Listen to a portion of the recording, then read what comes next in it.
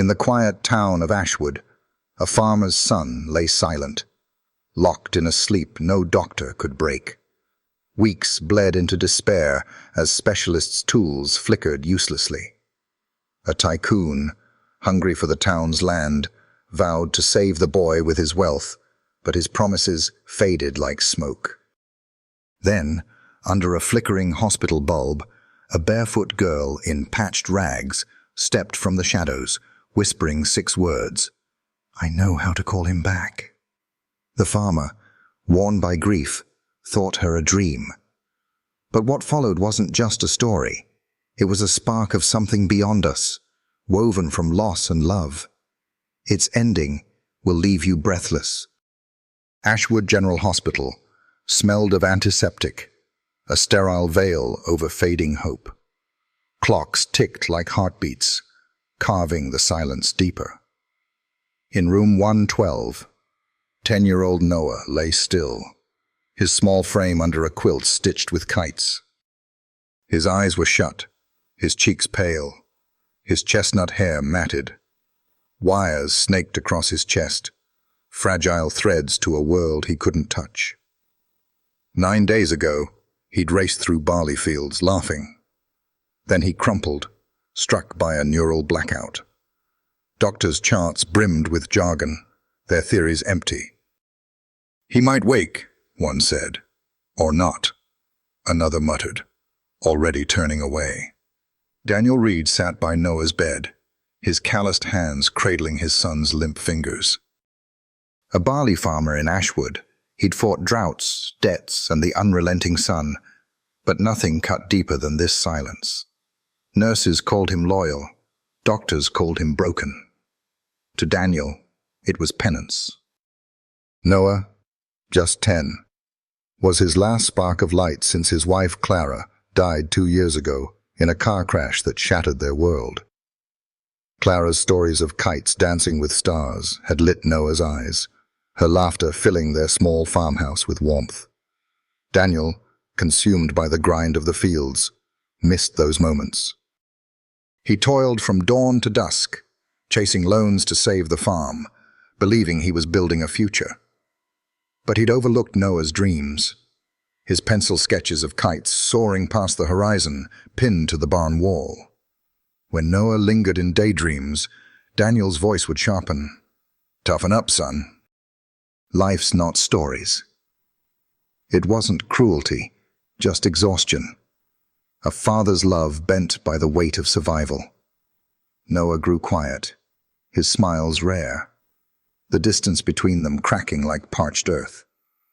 After Clara's death, Daniel's grief took hold. Whiskey bottles lined the barn, his nights spent staring at the stars she'd loved, promising Noah he'd be better. But come morning, he'd be back in the fields, leaving his son to face sorrow alone. Noah retreated to Clara's worn notebook, sketching kites that seemed to carry his unspoken heart. Daniel saw the drawings, delicate wings, bright tails, but didn't act, his voice heavy with bills, snapping when Noah's tales strayed too far from the practical. He'd wanted a son as sturdy as the soil, not a dreamer. Noah's light dimmed, and Daniel, lost in his own darkness, didn't see. Until that evening when Noah collapsed in the barley, his laughter snuffed out like a candle in a storm. In the hospital, guilt clawed at Daniel's bones. He'd failed Noah, not just in that moment, but in every day he'd chosen work over warmth, discipline over dreams.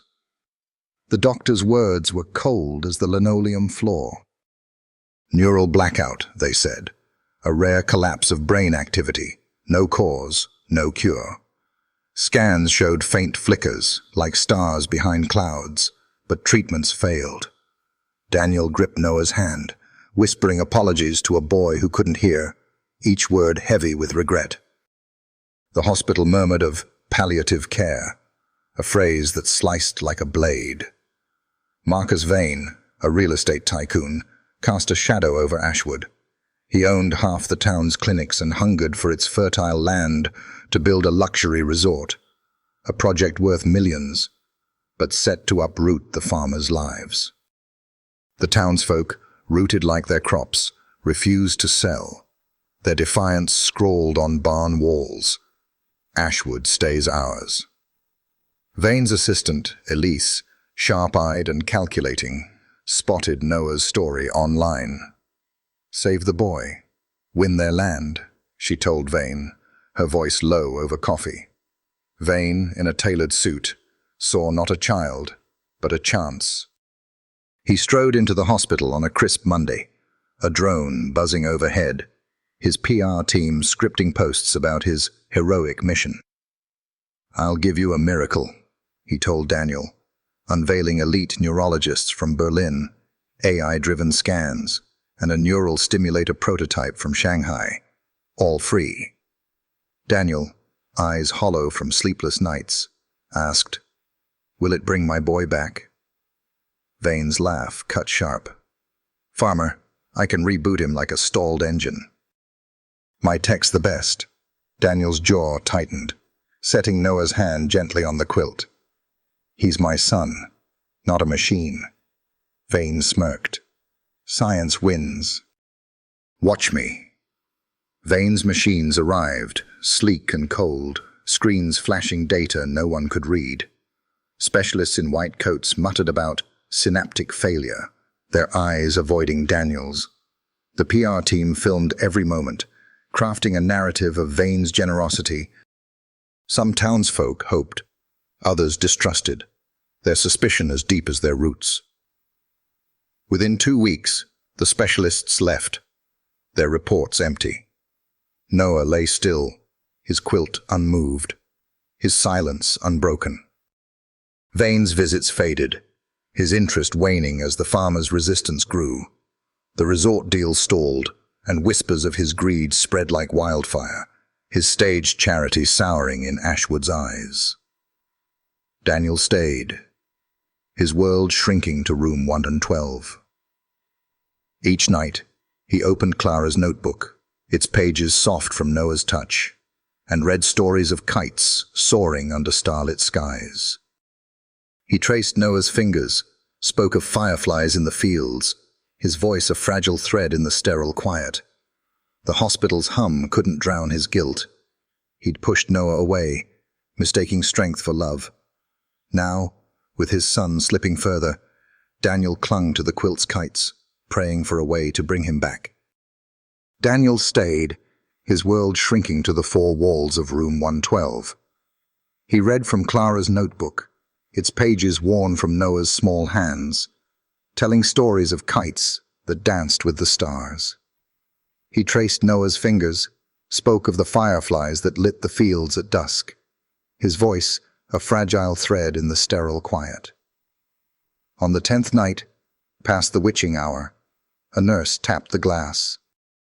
"Mr. Reed," she murmured, her voice soft with unease. "There's a girl here. Says she can help." "A girl?" Daniel stepped into the hall, his boots heavy on the tiles, his heart heavy with doubt. In the dim lobby, on a cracked vinyl bench, sat a girl, no older than 13. Her bare feet were dusted with earth, as if she'd walked straight from the fields. Her cotton dress was patched, its hem frayed like the edges of a forgotten dream. Her braids hung loose, wild as the wind. But her eyes, clear, deep, like a pond reflecting the night sky, held Daniel still, as if they saw through his grief to something older, something true. She stood as he approached, her voice soft but unwavering. "Are you Noah's dad?" "Yes," Daniel said, his throat tight. "Who are you?" She didn't answer. Instead, "I know how to call him back." Daniel blinked, his exhaustion battling his curiosity. "What did you say?" "I know how to bring him back." Her words were quiet, not boastful, but certain as the earth beneath his feet. Daniel, raw from grief and the whiskey he'd sworn off, scoffed. "You're a kid. Doctors couldn't help." "A tycoon's gadgets couldn't help. What makes you think—" "He's not lost," she said, her voice cutting through his doubt like a blade through fog. He's waiting in a quiet place, afraid to return. Daniel's chest tightened, his breath catching. What does he need? Her gaze locked on his, steady as a star. Your regrets, your love, the truths you've buried under pain. Daniel froze, his heart pounding. Who are you? He asked, his voice barely a whisper. She only said, Can I see him? Every instinct screamed no. She was a stranger, a child, a figment of his sleepless mind. But a deeper pull, raw and ancient, like the call of the fields after rain, made him nod. All right, he whispered, leading her to Noah's room. The girl stepped into the room, her bare feet silent on the cold linoleum. The fluorescent lights cast her shadow long and thin, like a thread stretching beyond the walls. She stood by Noah's bed, her small hand resting lightly on his forehead, her fingers brushing the edge of his quilt. Her lips moved, a silent murmur, as if speaking to a place no one else could see. Daniel watched, his heart a knot of guilt and hope, unsure if he was dreaming or awake. She turned to him, her eyes gentle but unyielding. Your turn, she said. He knows you're here, but he needs to know why you're still fighting. Daniel looked at Noah, his son's face pale under the quilt's kites, and felt the weight of years press against his chest. Words he'd locked away, buried under whiskey and work, spilled out like water from a broken dam. I'm sorry, Noah, he whispered, his voice cracking like dry wood. I was always in the fields, chasing debts, thinking I was building something for you. I snapped when you dreamed too long, told you to be strong when I should have listened. Your mom, she saw you, your kites, your stories. I didn't. After she was gone, I let the bottle take me, left you alone in the dark. I should have held you closer, told you every day you were my world. Tears fell, soaking the quilt, his hands trembling as he gripped Noah's. I can't lose you too. I'd have no face to meet your mom if I let you go. Come back, son. I'll be here every second, I swear. Silence hung heavy, thick as the air before a storm.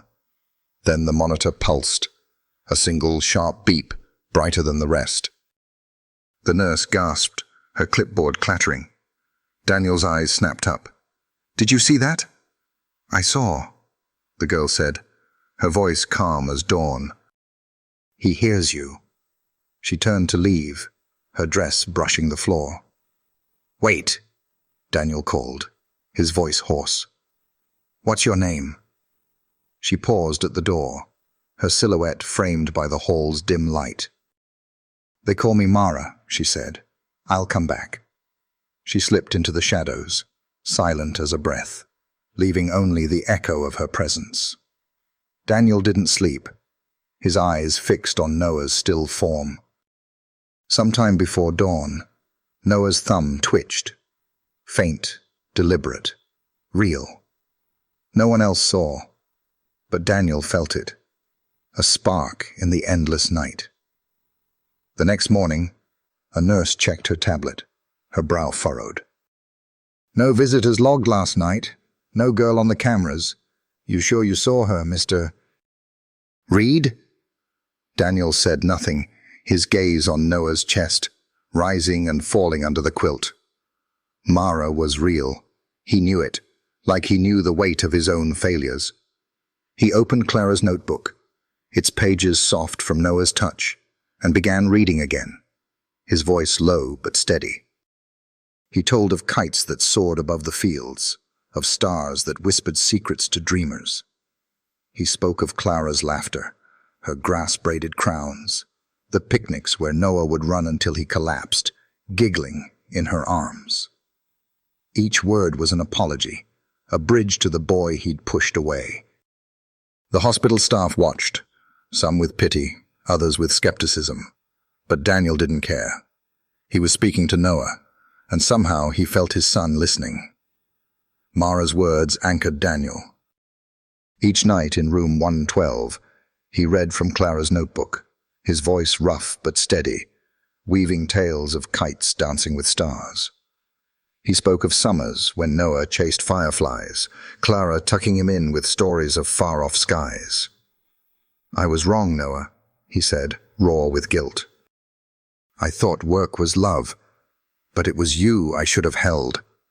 I pushed you to be what I thought you needed, not who you were."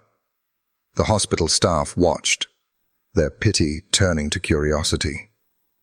Days stretched into weeks, then a month. Noah's vitals held steady, but no change came. Nurses whispered, "He's dreaming himself away." Daniel ignored them, reading until his throat burned, eyes stinging from sleepless nights. By the second month, Ashwood buzzed with talk. At the diner, farmers sipped coffee, shaking their heads. "Daniel's lost it," they muttered. "Chasing a ghost girl, reading to a boy who's gone."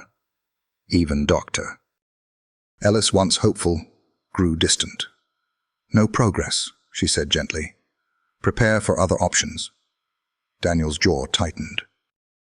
"He's still here," he growled. But doubt crept in, heavy as the whiskey he'd sworn off. One night, alone, the notebook slipped from his hands. "Maybe I'm chasing shadows," he whispered, his heart sinking, guilt clawing, not just for now, but for every moment he'd dimmed Noah's light before the blackout. The door creaked softly. Mara stood there, her patched dress catching moonlight, bare feet dusted with earth, eyes steady as a beacon. "You're not chasing shadows," she said, her voice piercing his despair. "He's closer than you think." Daniel bolted upright, heart racing. "Why are you here?" "I go where hearts are heavy," she replied, stepping to Noah's side, her hand resting lightly on his wrist. "He hears your stories but needs more. The truth you haven't faced. You stopped believing in the dreamer he was, the boy who saw kites in stars, not the farmer you wanted." Daniel's breath caught. Clara had seen Noah's soft heart, his sketches, his love for stories. Daniel had pushed for toughness, blind to his son's quiet magic. "I didn't see him," he said, voice breaking. Mara nodded. "See him now." Shaking, Daniel opened the notebook. "Noah, you're the boy who sees stars in daylight, whose kites fly beyond my dreams. I was wrong to push you down." "Fly, son. I'll catch you." The monitor blipped, its rhythm quickening. Noah's fingers curled around Daniel's thumb, deliberate and real. The nurse gasped, rushing to the screens. "His brain activity's spiking," she said, trembling. "Doctor." Ellis arrived, eyes wide. "This shouldn't happen," she muttered, scanning monitors. Daniel didn't care, tears falling as he looked at Mara. She smiled faintly. "He's finding his way." She slipped out, her dress brushing the floor. "Will you come back?" Daniel called. "If he needs me," she said, vanishing like a breath. The next morning, Dr. Ellis ran tests, hands unsteady. "His neural signals are stabilizing," she said, awed. "It's unprecedented." The nurse clutched her clipboard. "What do we call it?" "An anomaly, Doctor," Ellis said, her gaze lingering on Daniel. He kept reading nightly, telling of kites, Clara's laughter, Noah's dreams. Over weeks, Noah's color returned. His breathing deepened, alive. Nurses lingered, their skepticism softening to wonder. The town's mockery faded. Daniel's guilt didn't vanish, but fueled his resolve, his stories bridging the dark to his dreamer son. On the 97th day, Noah spoke, a whisper as faint as a breeze. "Dad?" Daniel dropped the notebook, his knees buckling as he rushed to the bed. "Noah," "Can you hear me?" he said, his voice trembling. A slow nod, Noah's eyes fluttering beneath their lids. "You didn't leave." "Never," Daniel choked, tears falling onto the quilt. "Where's the girl?" Noah asked, his voice a fragile thread. Daniel froze. "You saw her?" "She told me stories," Noah murmured, his words slow but clear. "Said she was the wind that carried my kites when I was lost. She said you were waiting across the stars." Daniel's heart swelled, a mix of awe and gratitude. "She brought you back. She smelled like fields and rain," Noah said, his voice gaining strength. "Her laugh was like starlight. Her name was Mara." Daniel's tears fell freely. "I don't know who she is, son," he said, his voice breaking. "Maybe an angel your mom sent. Maybe it was her." Noah smiled, his eyes heavy but bright, like the first light of dawn. "She said she didn't need wings, just stories." The hospital buzzed with quiet chaos. Nurses whispered in the halls, doctors pored over charts that made no sense.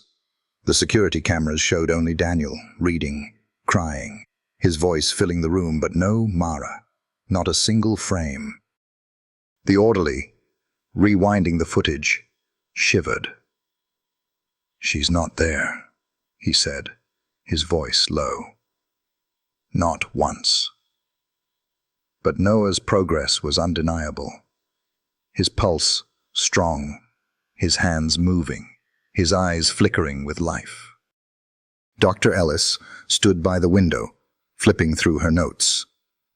"This shouldn't be possible," she said, her voice equal parts wonder and frustration. "No treatment, no medication explains this recovery." The nurse beside her clutched her tablet. "So what do we call it?" "A fluke," Dr. Ellis said, but her eyes met Daniel's, searching for something beyond her charts. Daniel smiled, holding Noah's hand. "Call it what you want," he said. "I know what I felt." Marcus Vane's empire shattered like glass under Ashwood's defiance. The farmers, livid at his empty promises and staged heroics, turned his name into a curse. Signs bloomed across the town, on barns, fences, shop windows, scrawled in bold red, "No resort, no Vane." His social media, once polished with curated charity, became a laughingstock. #Vane Lies trending across the county, then statewide. Online forums dissected his deceit, sharing screenshots of his hollow posts captioned "Savior of Ashwood." The resort project collapsed when investors, spooked by the town's rebellion, pulled their funds.